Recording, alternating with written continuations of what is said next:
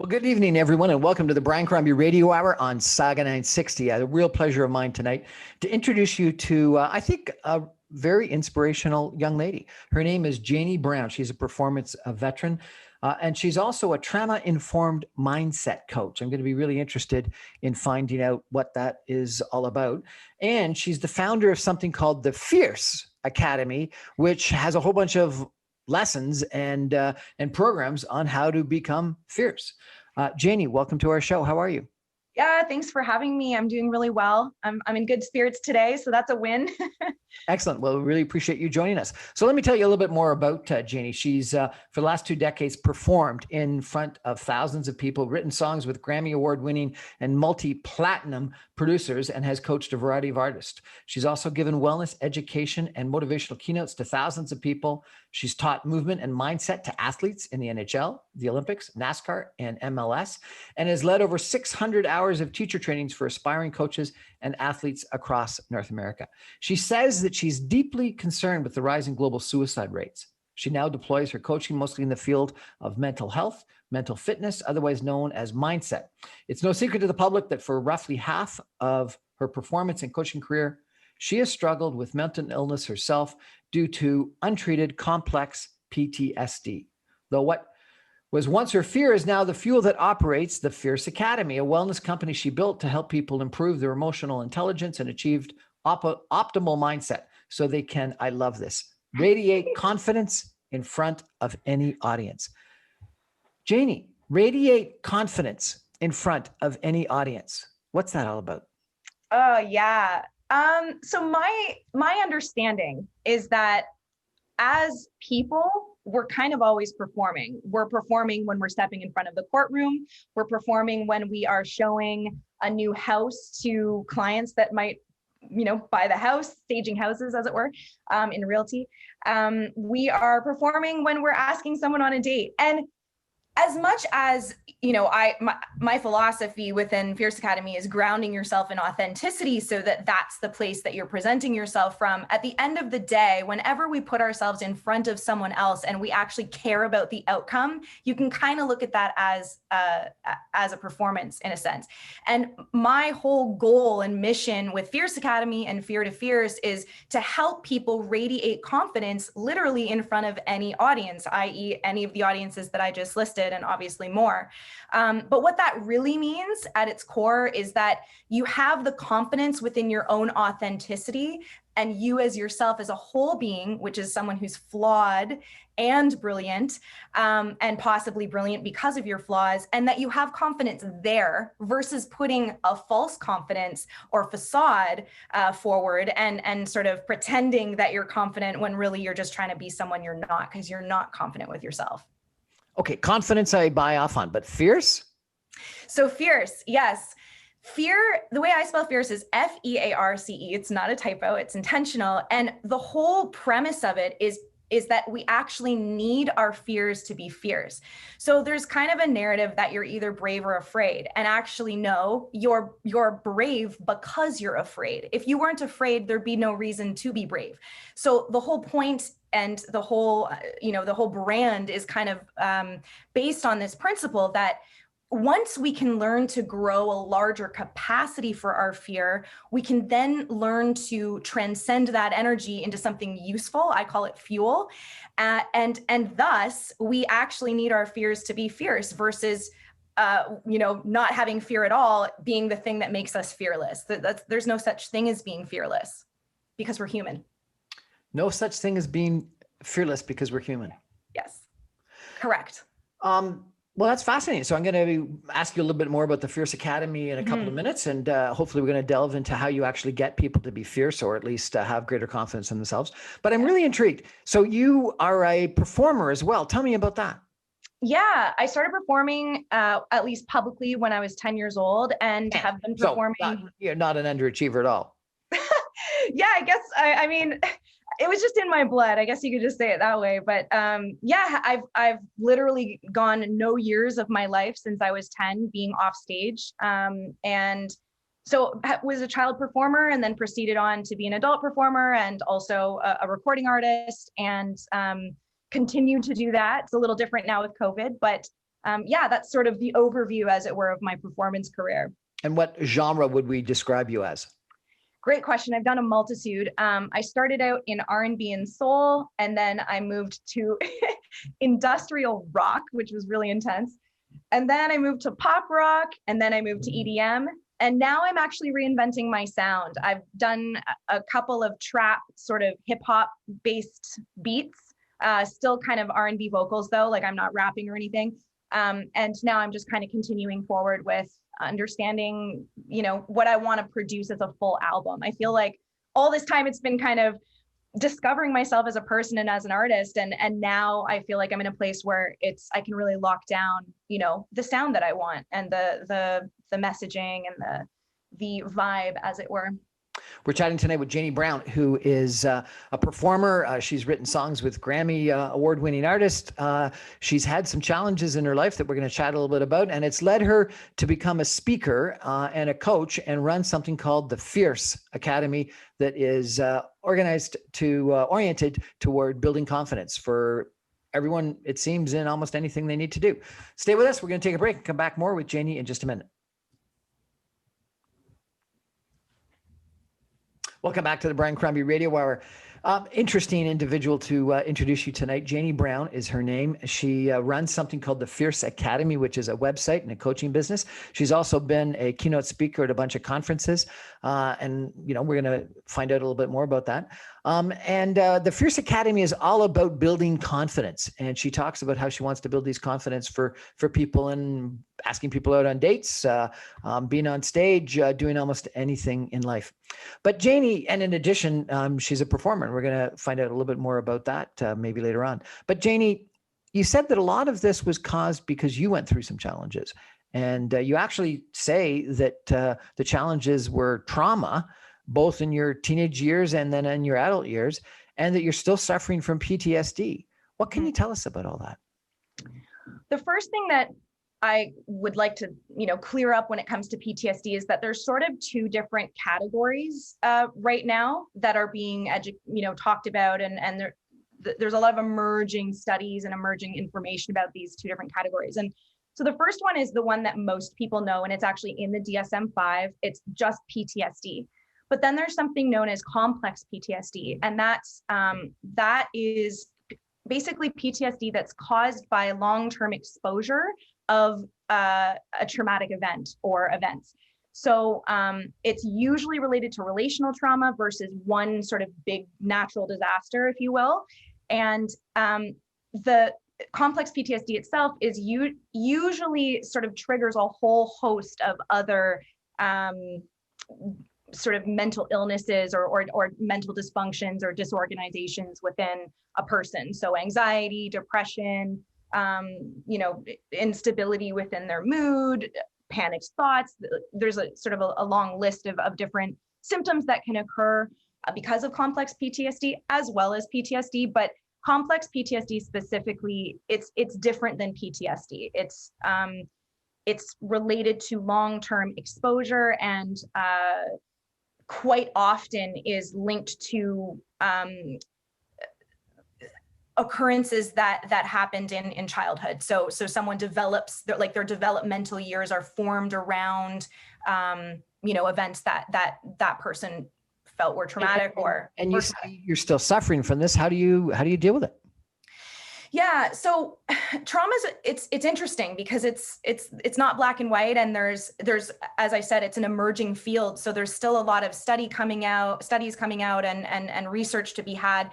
But what I do is I mean, the first thing is I try to be as self-aware as possible so that I know what to offer myself in each moment. There's really no one size fits all when it comes to anxiety or depression, or the symptoms of feeling, other symptoms of trauma. But it's like, if I can be aware in the moment of, oh, right now I'm feeling too high, like I'm too wired and have so much anxiety and I don't feel like I can eat because I'm too strung. Okay, what do I need? Well, I probably need something to take me to the opposite end. So meditation, calming music, cooling foods, fresh air, slow movements, deep breathing, slow breathing, things of that nature. on the flip side, if I feel like I'm in a place where I'm too low, and that's my symptom, and I can be aware of that, well, then I might do something that boosts my energy, listen to uplifting music, and do cardio, and eat foods that energize me, and things of that nature. Have you had to go through therapy? Absolutely. Yeah. So I've done about 7 years of therapy with a psychotherapist, and have also done different therapy modalities in different areas. I've done vocal therapy because I had a very serious vocal injury at one point in my career. I've also done somatic therapy. What's that? It's basically, when you talk about the soma, it's just the body. So different types of therapy modalities that allow the nervous system to sort of balance out and find homeostasis, and things like that. So yeah, I've done quite a few different therapy modalities. I think one of the biggest things that's helped me is I've thoroughly educated myself on mental health, psychology, and trauma itself. So I'm a psych student and a trauma student right now. And that's been really helpful in understanding myself, but also humanity. So I've checked you out on social media as we got introduced to each other, and just interacting with you right now, looking at your pictures, the speeches, etc. One would think, there's nothing wrong with this girl. Yeah, totally.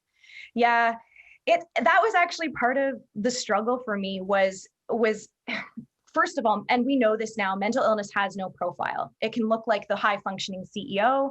It can look like the person who's hiding under their covers. Like, it can literally look like anything. It's any race, any gender, any age, anything. And the problem was that because there was such a lacking of mental health education, especially when I was coming up as a performer, there was a stigma and a stereotype around what it meant to be mentally unwell. And so someone would look at me on stage under the spotlight, whatever. I don't look disheveled, because usually when you're on stage, you have like makeup and hair done, and would sort of go like, what do you have to complain about? What's the problem? Get back out there and do your job. Like, you should feel lucky. There's tons of people that want to be in your shoes, so on and so forth. And that just made it worse, because it was like, oh yeah, no one believes me, and no one will believe me if I tell them how bad I'm struggling. I'd love to know what the trauma is about, but you said that you don't like sharing what the trauma was. Yeah, at this point in my life, and who knows, maybe it'll change in the future, but I do see a lot of people, I don't know whether it's because they feel pressured. I think some people feel that it's healing for them to share the details of their story. And I think different severities of different stories maybe make it more comfortable for people to share. It's hard to say. But I do firmly believe that the stories and the traumas and the details of the traumas are between me and my therapist. And, after 7 years of working it through, and just even feeling how it felt to talk to her about it, makes me more confident in sort of saying, you know what, I don't think that the details of this are relevant. I think that, how I've been healing and my knowledge of trauma and psychotherapy itself, I think that's the key here, versus kind of making it about me and my story, and me and my suffering. Like, I'd like to just mostly focus on the message and the lessons, and also just give other people permission who want to be in the spotlight to not share if they don't want to share. Because I do think there's sort of this culture of, well, if I share, it'll prove that I deserve to be here. And I don't think that's healthy. If I share, it'll prove that I deserve to be here. So you think That's that right. Some people don't feel like they can talk about having trauma or being challenged unless they actually can share it? I'm saying the opposite. I'm saying that I think that some people, and this isn't everyone, I mean, everybody has their own reasons. Like, it's cool with me if people want to share or if people don't want to share. Like, I don't judge or discriminate either way. I'm just saying that I do know of people who struggle with, I don't want to share my story, but so many other people are. And I feel that people won't have the proof, or they won't believe that I deserve to be here unless I share my story. Like, they won't believe that I have trauma unless I share my story, or they won't believe that I've been through hardship unless I share my story. And I just think that's unnecessary. I think it's like, if people are showing up and they have the information that is helping others, like, that's all that should matter. So for me, it's comes back to, these conversations are between me and my therapist. It's a very sacred process, processing all of this. It's very, very vulnerable and very hurtful. And no one else has really earned the right to hear those deep sort of experiences that I've had. But furthermore, I like that approach right now for my life because I think that it helps other people. It gives them permission to not have to share also if they don't want to, right? I completely respect what you've got to say, and I have empathy for you, and I'm so sorry that whatever happened to you, and I'm glad that you're working through it. I have to say, I'm not sorry, just so you know. Pardon? I said thank you, but I'm not sorry because it has made me who I am today. Okay.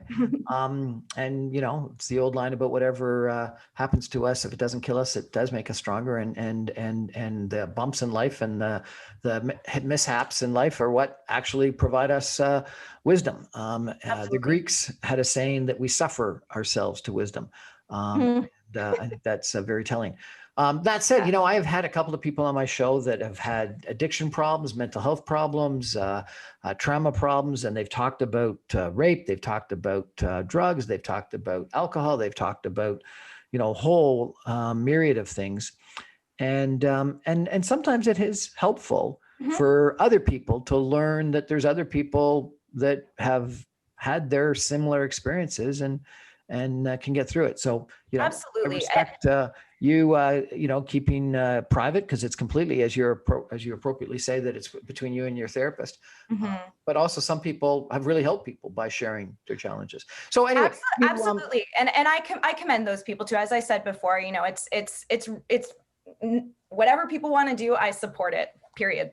So you went through this trauma and you, and therapy afterwards, and a lot of study of trauma and psychotherapy and wellness. And now you've, I guess, determined that confidence ends up being one of the key factors that you need. And you've launched this Fierce Academy. Tell us about what the Fierce Academy teaches and how it teaches it. Yeah, absolutely. So Fierce Academy's main program, which is Fear to Fierce, and again, it's spelled FEARCE, is Fear to Fierce. Fear to Fierce, yeah. That's the main program, and it's an emotional intelligence program. So it really gets people in touch with self-awareness, self-acceptance. We look at really refining lifestyle habits and making these adjustments that create lasting change versus sort of changing everything at once and not looking at sort of these influential factors that prevent people from making lasting change. We look at lifestyle routine, and then we get into the science of fear and really delve into what it takes to build a capacity for fear and build resilience to fear versus trying to abolish it and become fearless.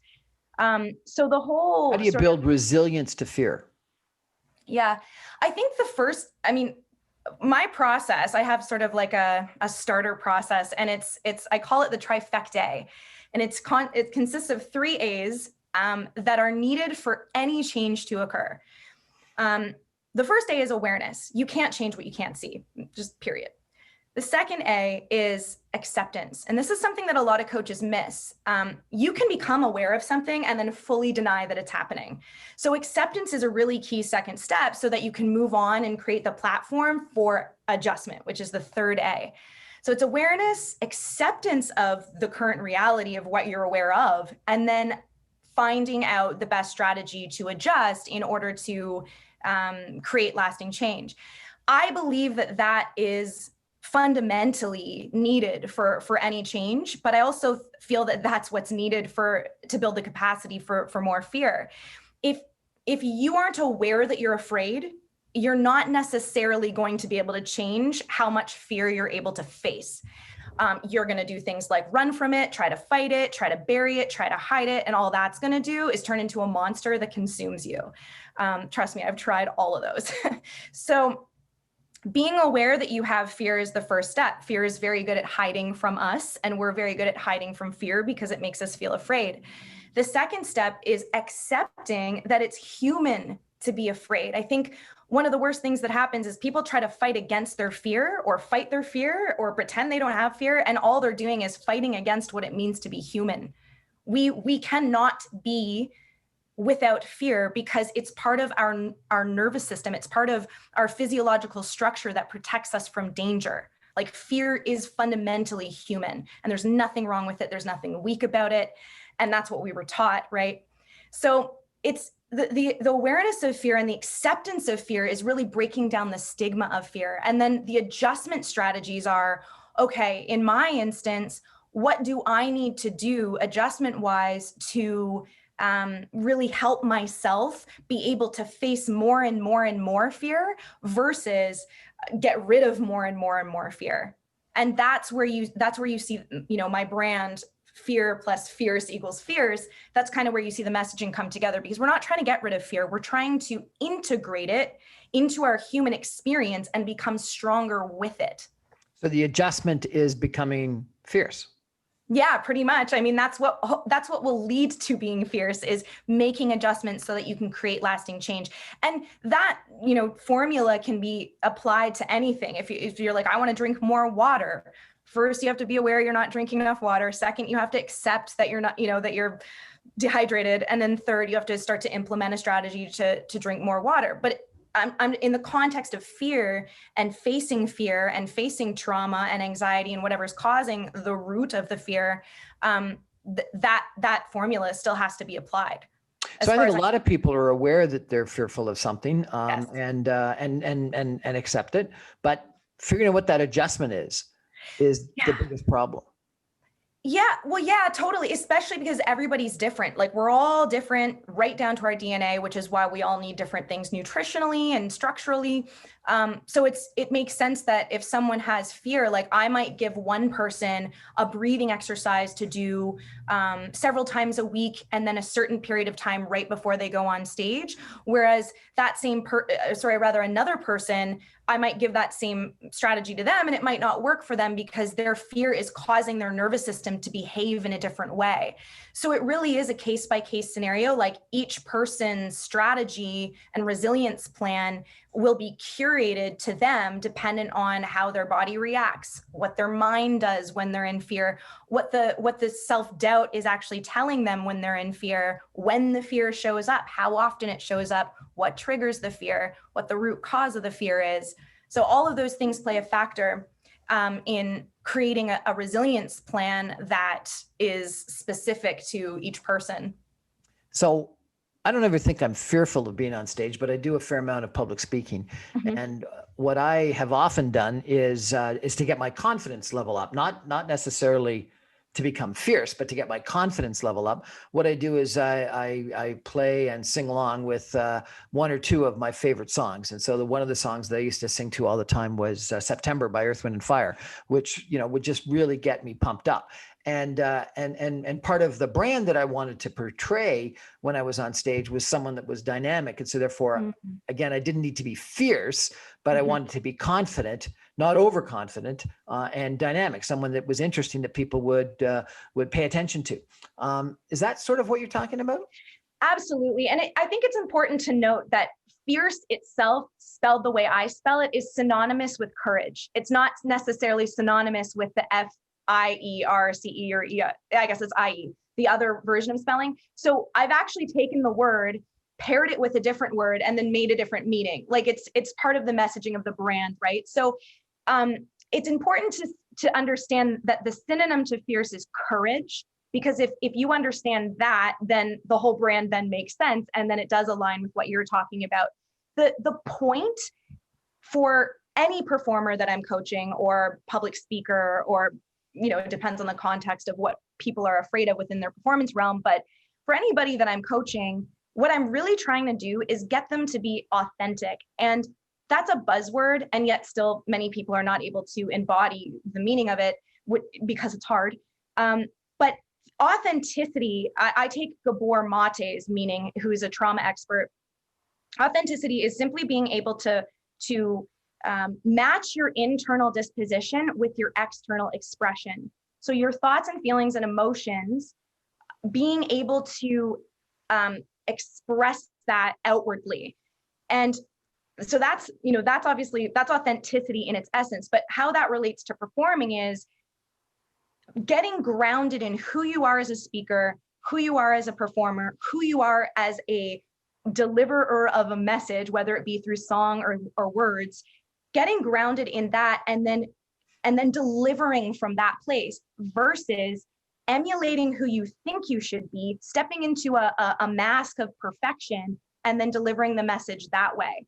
That's the difference. When you embody perfection or try to embody perfection, that leads to fear. Like no holds bar, it's almost always the root cause of people's stage fright, because when they're living in a space of perfection, they're essentially self-rejecting. Like we're not perfect, we're flawed, we're fearful, we're human beings. When we can step into that place and be confident in our flaws and in our fears and in our blemishes, when we can be confident and accept ourselves in that space, there's really nothing that can take us down. But when we're going, oh, I don't want to look at all that, I got to push that down to the bottom of the shame barrel, and we embody perfection, and we're like, oh, I'm going to be perfect so that no one ever discovers these shameful, fearful flaws about me, that's when we can be taken down, because now we're afraid that we're going to get made. So that's the difference. It's what's essentially being confident in your true authentic self, which is someone who's flawed, versus being perfect. We're chatting tonight with Janey Brown, the founder of the Fierce Academy. We're going to take a break and come back more with Janey in just a minute. Stay with us.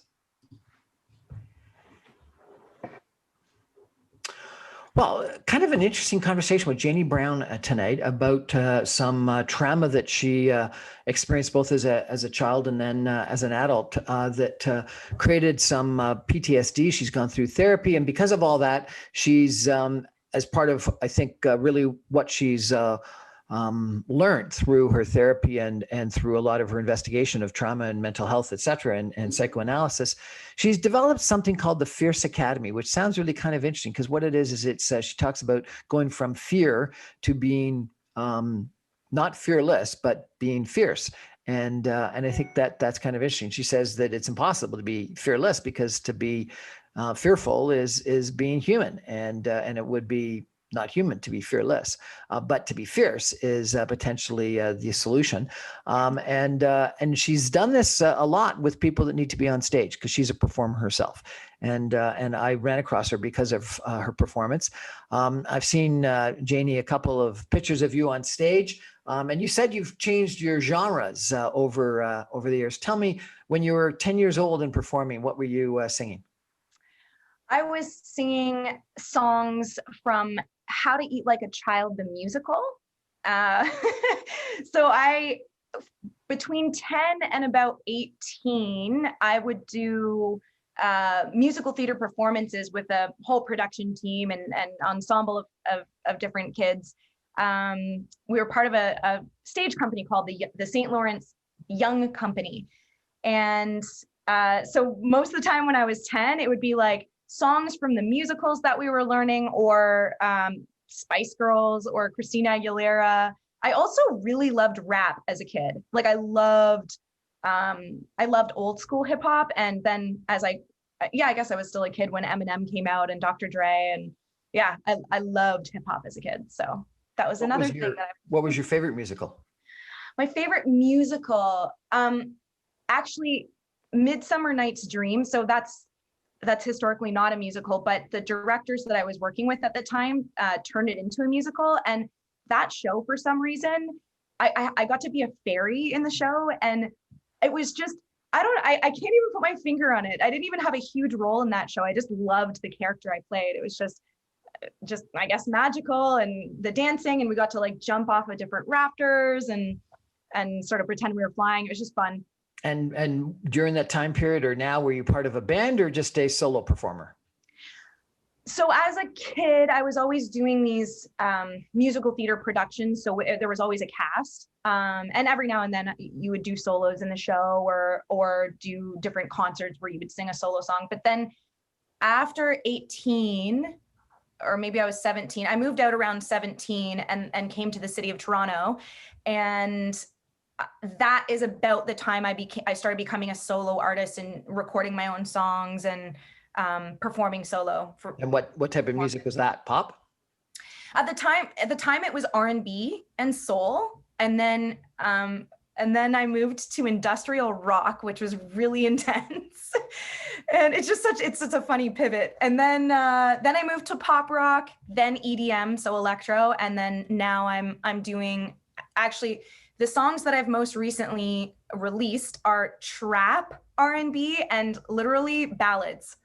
So what is trap R&B? So trap music, it's a specific type of hip hop beat or instrumental, if you will, and I'm singing over it. Usually you hear rappers rap over trap, and I sing over it, or I have been recently. So that's kind of the realm that I'm dipping into. I'm forever discovering my sound. I think that's what makes me an artist, is I never feel like I'm settled on one thing, one lane forever. I kind of do something for a while, and then I feel the need to pivot, and perhaps one day I'll decide to remain. But I think right now I feel more confident than ever in the sounds that I'm creating with my producers and by myself even.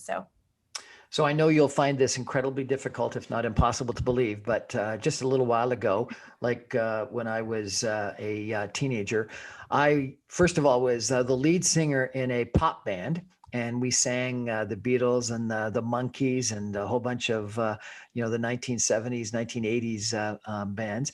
And then I became a lead singer of a punk rock band. Awesome. That's great. Then I was kicked off because I was more interested in sports. But then my other claim to fame is I was in a musical theater, not a whole musical theater, but a musical theater. And I was the dancer. And at the end of a summer camp experience, I did the move from Dirty Dancing, where you put the dancer up above your head, if you can believe that or not. So so you played Patrick Swayze then? I did. That's amazing. That's a great role. Well, it wasn't the whole show. It was just the final scene, but I did the dance scene. So that's awesome. That's my claim to fame from a music and a performance standpoint. I mean, that's half the role of Patrick Swayze, is that one lift. I mean, if you can do that, you can do anything. Well, it was interesting because I dated at the time a young lady who was a dancer with the National Ballet of Canada, and she was dancing a whole bunch of different things, and she desperately wanted to win the big award, and she taught me how to do a whole bunch of different dance moves, including that big move, and so it was kind of fun. That's awesome. That's super cool. So after all this, you said you were doing ballads. Tell me about what ballads. Yeah, it's interesting.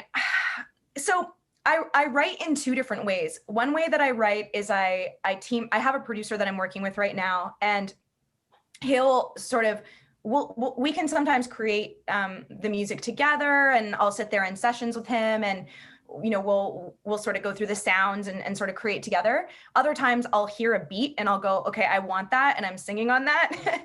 But other times, and I would say recently this has been sort of most often my experience, is I'll just get a melody and I'll start singing it, and I'll start writing a cappella. And those ones are most often sort of slow and bluesy and more of a ballad. And so that's really all I can say about it. It's I've only released one. I'm just trying to rack my brain right now. Yeah, I've only released one of those within the last year, and they've just got a lot of heart. Like it's genuine, sort of raw, emotional messages, and slow music, and something that I can kind of let my voice fly to, and that's sort of the basis of the ballads. Would you sing something for us? Yeah, of course.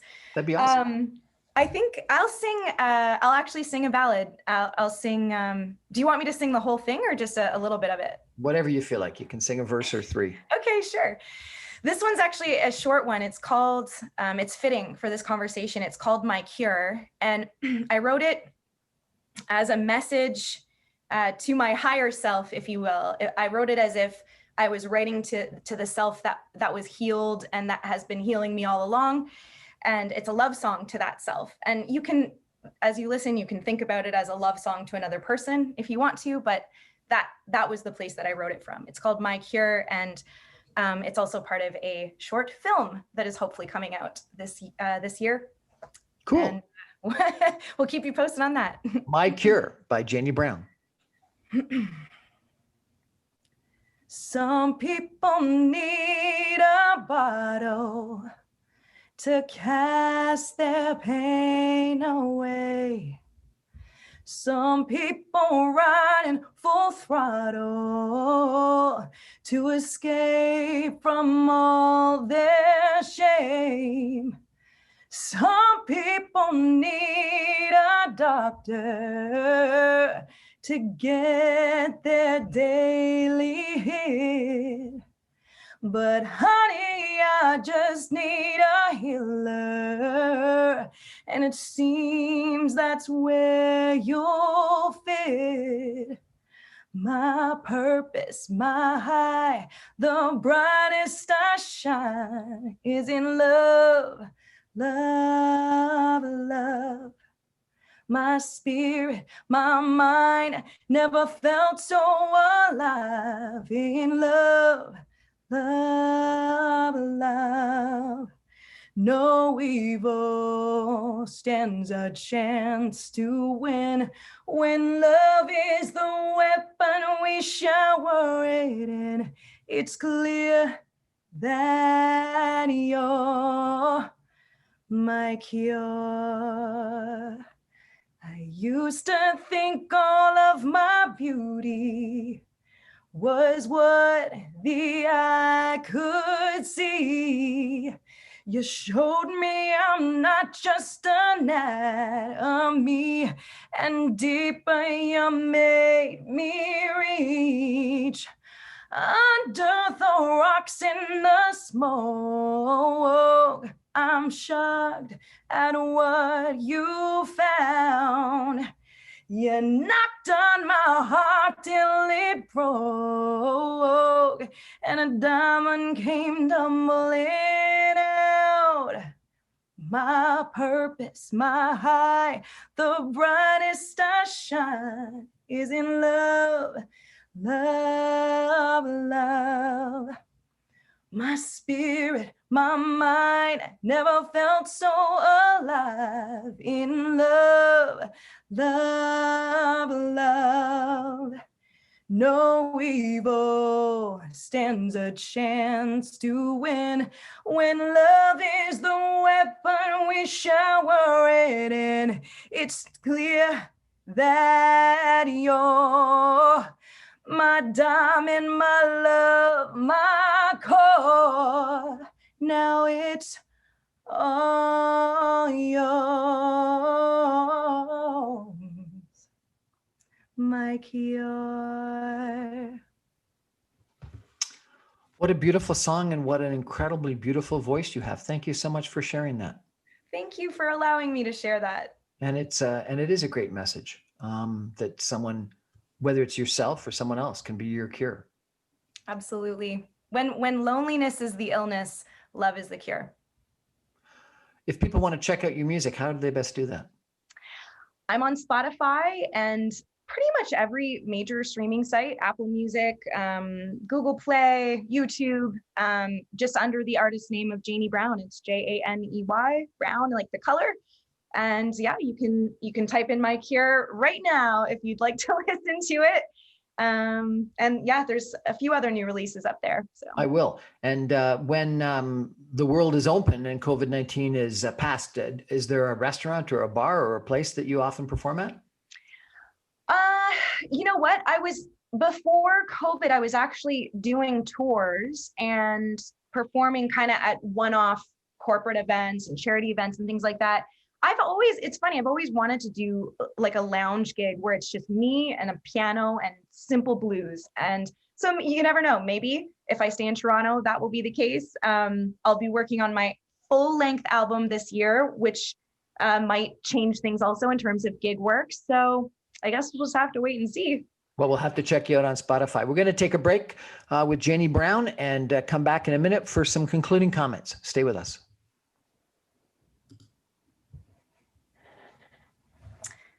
Hello. Welcome back to the Brian Crombie Radio Hour.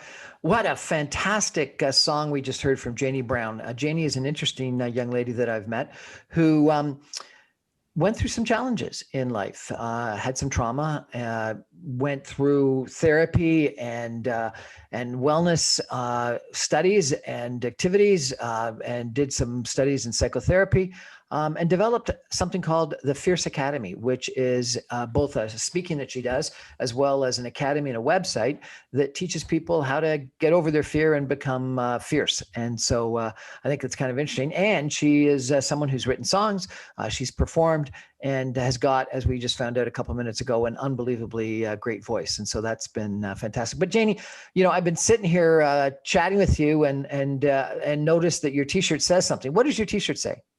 Yes, it says Spread Love.